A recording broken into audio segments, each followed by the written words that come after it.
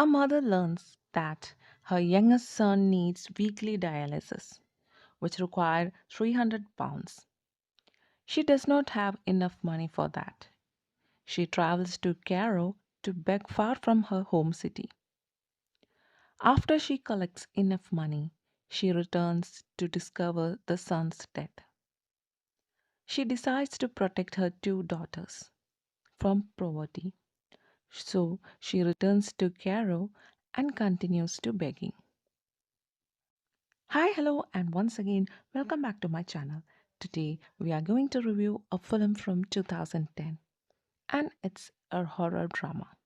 And the title of the film is Lest. The film tells the tale of a family living in a poor quarters of Alexandria. Fatima, a mother who spends her time reading, coughing up, and with amazing accuracy, bossing around her daughters, doting on her only son, and, according to her neighbors, communicating with spirits. We have hints of Fatima's troubled past. She and her husband, a cobbler and a drunk, seems to be have eloped together as young lovers, sacrificing Fatima's relationship with her family in the process. When her son falls ill with kidney problems that required 300 pound per section dialysis treatment 3 times a week, the family sells off their possession and husband encourages his wife to go to her relatives to ask for money. After making it to the front door, Fatima finds she can't face them and flees to the train station, where she finds herself on a train to Cairo. Determined not to return home without the money for her son's treatment, Fatima resorts to begging and finds she can make decent money on the streets.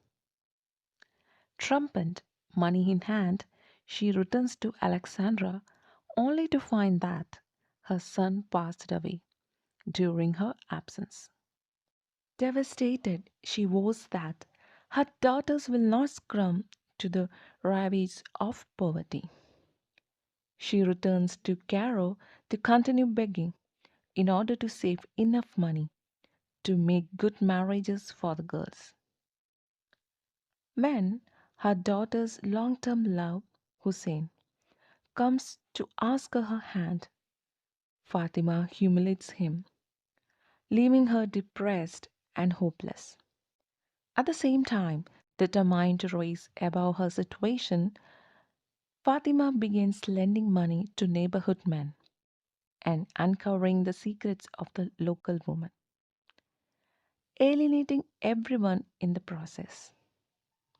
After a local boy recognizes her begging in Cairo and tells everyone, Fatima returns home to a scornful neighbors and an angry, broken family, none of whom care to save her from meeting her death during one of her habitual seizures. The film explores realistic themes that have become popular in Egyptian film in recent years. Like other films, they have attempted the same type of story, lest relies overly on unnecessary sexuality for dramatic effect. This elements of the movie does not add anything to the interesting themes of community and family relationship, women's status and poverty. Actually cheapens the performance of both actors, suggesting that their appeal as actors can only exist in the context of racist material.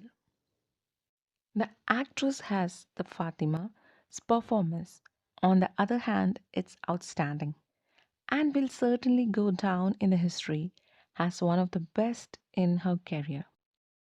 Despite her character's confused psychology, she managed to give a powerful and even shocking performance as fearsome Processed Fatima. Fatima's processed seizures is horrifying reality as her sorrow and despair at her son's death, and her anger upon realizing her daughter has come to temptation. Despite these grim themes, she also manages to inject some much needed comic relief in her role, has an impressive feat given the subject matters.